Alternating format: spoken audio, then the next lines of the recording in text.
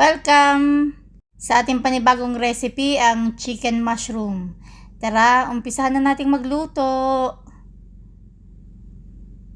Unahin natin ang chicken. Igigisa lang natin ng saglit ang chicken para mawala yung tubig. At sa pinaggisahan ng chicken, ilagay ang sibuyas at bawang. Isunod natin ang mushroom.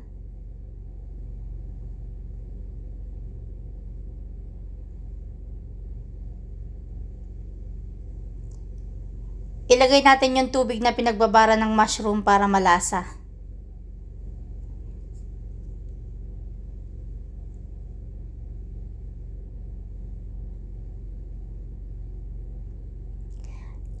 Kapag kulo na, lagyan ng soy sauce.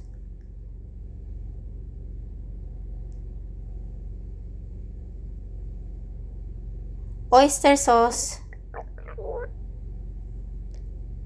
Haluin natin.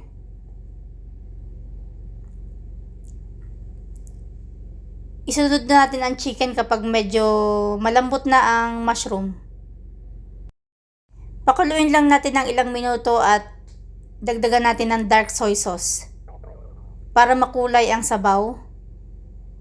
Then, panghuli na po ang green leaves. Yan. Thank you for watching.